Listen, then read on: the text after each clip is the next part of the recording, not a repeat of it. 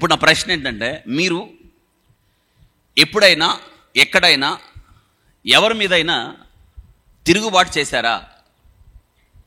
ప్రశ్న వినండి.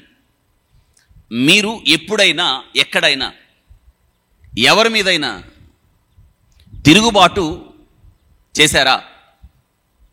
నేనంటాను ఇలాగా, వినండి. అధికారం మీద లేకపోతే అధికారి మీద మీరు ఎప్పుడైనా తిరుగుబాటు చేశారా అన్నది ప్రశ్న. చేశారా? ఒకసారి గుర్తుపెట్టుకోండి. చిన్నప్పటి నుంచి పోనీ ఇక్కడి నుంచి మొదలు పెడదాం. మీ తల్లిదండ్రుల మీద తిరుగుబాటు చేశారా? చేశారా చేయలేదా? చేశారు. కొద్దిమంది చేసి ఉండరు. తిరుగుబాటు చేసి మీరు సాధించింది ఏంటి? మీరు ఎప్పుడైనా ఆలోచించండి. తల్లిదండ్రుల మీద తిరుగుబాటు చేసి, పెద్దల మీద తిరుగుబాటు చేసి, అధికారం మీద తిరుగుబాటు చేసి మనం సాధించేది ఏదైనా ఉందా? ఉండదు.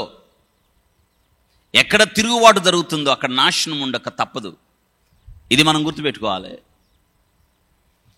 అధికారములన్నీ కూడా దేవుడే ఇస్తాడు. నేను కోరుకున్నందువల్ల నాకు అధికారం రాదు, తెలుసా? అధికారాలు దేవుడే ఇస్తాడు. ఏ ప్రభుత్వం రావాలో, ఏ ప్రభుత్వం పరిపాలించాలో అన్నది ఎవరి సంకల్పం?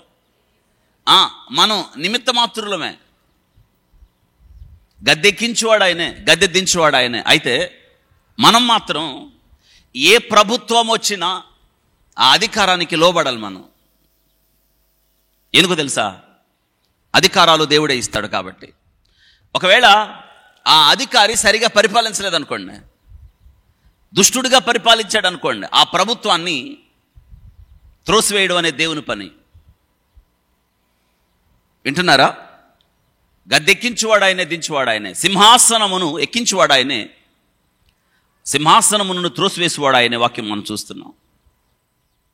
వినండి, ఇక్కడ మనం చూస్తాం, మనం మాత్రం అధికారానికి లోబడాలి, అధికారికి లోబడాలి. ఒకవేళ అధికారికి లోబడకపోతే అతను నియమించింది ఎవరు? మరి అధికారికి లోబడకపోతే మనం ఎవరికి లోబడినట్టు?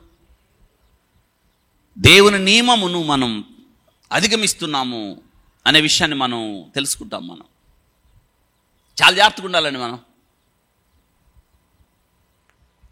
ముఖ్యంగా దేవుని వాక్యము ద్వారా వెలిగించబడిన మనం లోకస్థలం కాదు కదా.